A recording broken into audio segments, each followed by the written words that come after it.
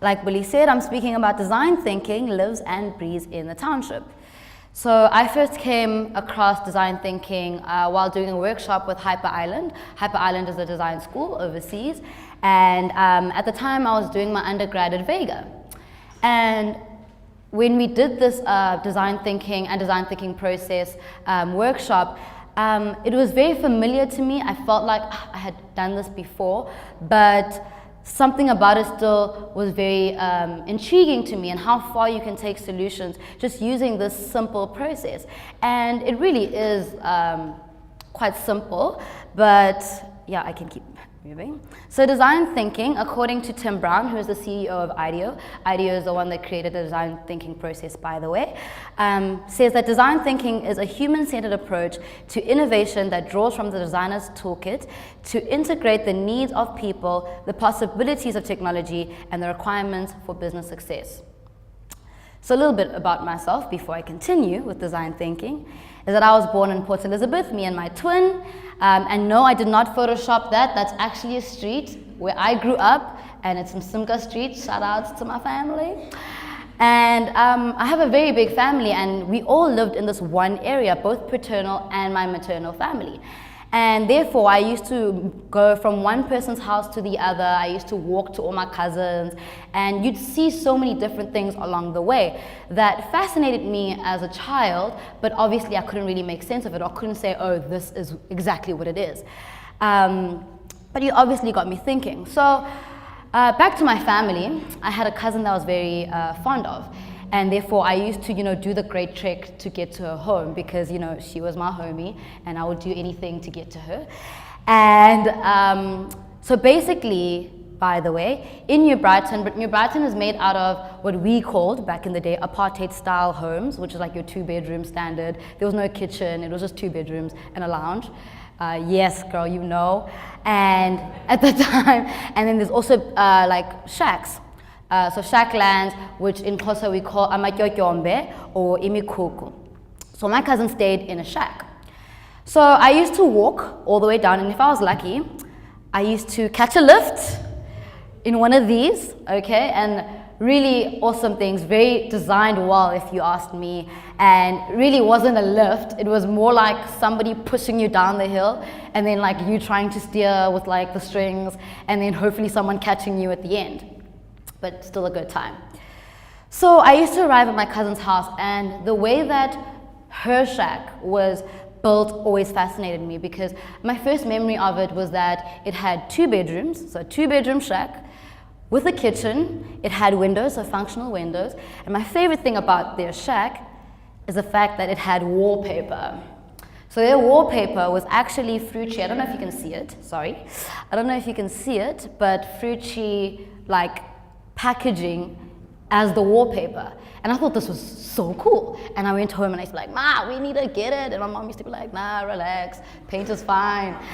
And I used to ask all the time, because I used to go back every festive season and something would have changed. It's either they would have added another bedroom, or maybe the wallpaper was different, or maybe the house has gone forward or something. It always used to change every festive season. So I asked once, like, who builds this magnificent structure? And it turns out it was my cousin's grandmother, and her alone. And at the time she was like maybe 60 something. So for me it amazed me, like, how is she building this amazing big, and it was big, guys, like it was a really big shack. And she used to build it by herself, because apparently my cousins would try and help, and she'd eventually shoo them away because they're doing the wrong thing. They don't know what they're doing. They don't know nothing about design. They don't know what she wants from, her mansion.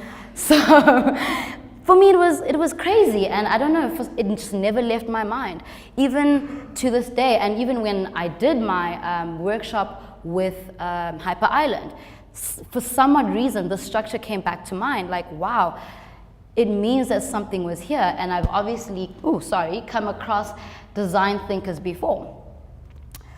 So design is making, design is thinking with your hands, design is arranging the world around us to ensure the functioning and the well-being of our communities. Design is the inherent human capability of understanding a challenge and its context, followed by the instinctive act of rapid, interactive trial and error until a solution is found.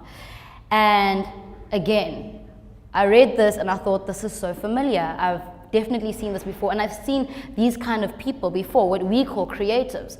But I didn't see them in the schools that I went to. I mean, obviously I saw them in the school that I went to, because I did my undergrad at Vega and I'm now at Red and Yellow. But for me, it felt like I had already seen these people before, and I can therefore go back to them in my mind and, you know, draw inspiration from them. So for example, my first hair salons and shops and butcher shop, anything you can think of, came in the form of a shack. And I'm not lying, like anything you want to find, shoe shops, barber shops. We had, in my community, designers. We had photographers, by the way. We had this photographer who used to just come and snap pictures of your family. We had musicians. We had a trumpeter who stayed across the street from us and used to drive my grandfather crazy, and they used to fight. And we had artists, as you can see, like all of these different creative people. We had engineers. We had women who understood that I need a stove to cook porridge for my kids, and I don't have a stove, I can't afford it. And they just turn a steel drum around and create fire, and there was their pot. I mean, there was their stove.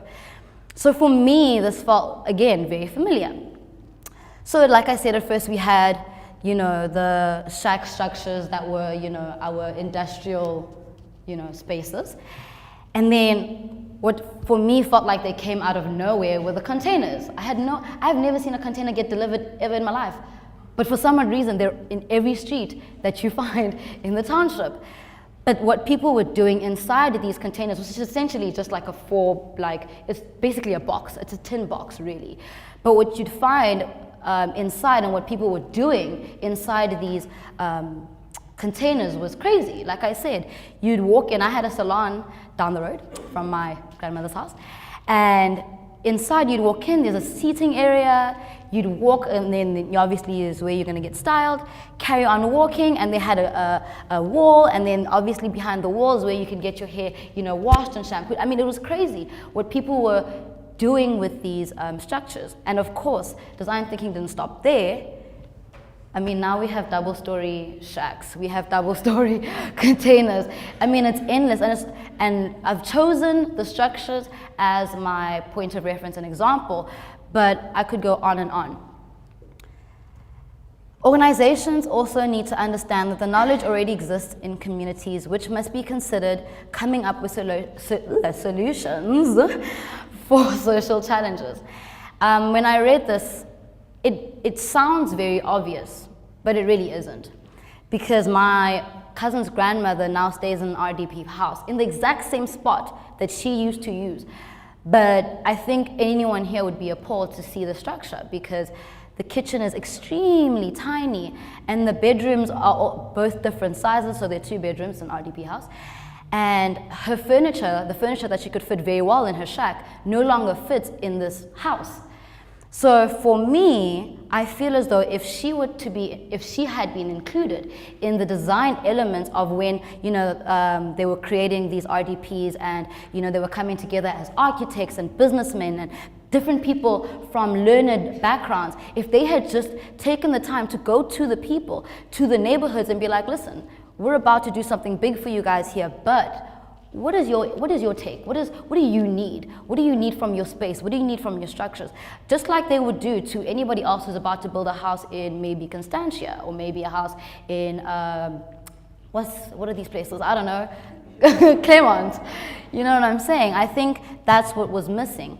And even when, like I said, I was an undergrad at Vega, I remember having to do a presentation like this, where the target audience was, of course, township people. Why am I saying so many times? And the solutions that came about, some were really great, but the others lacked what the design thinking process needs. And step 1 is empathy. And I think that it's a little ridiculous that some people need to be taught empathy. But it is true. It is what happens in these kind of, you know, institutions. So I think that we could cut out, you know, all of that and bring in the people who actually know what they need.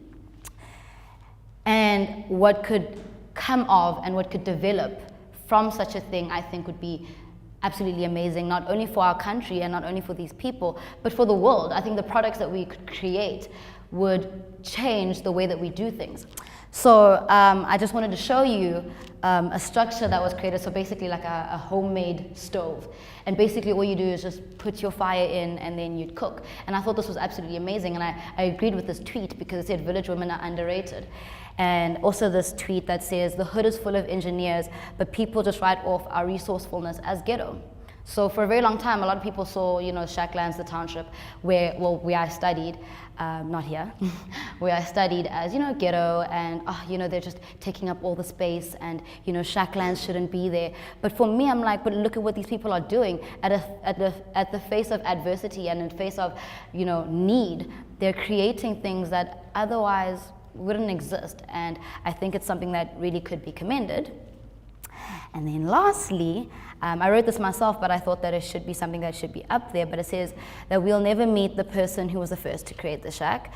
Like him or her, there are people who continue to innovate using resources available to them, who are creative and forward-thinking, who know the trial and error process very well, who don't need empathy because the shoes are on their own feet, who turn need into successful projects, even though the results might not have the bells and whistles.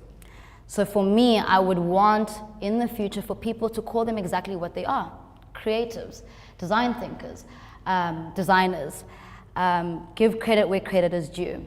And maybe just borrow instead of, come up with a solution where it might work, might not. Let's create solutions that will work. We know because we've tested them. We know because we've spoken to the people who are going to be affected by them. And last slide is here's to Ntobile Mchakazi, a design thinker. Thank you.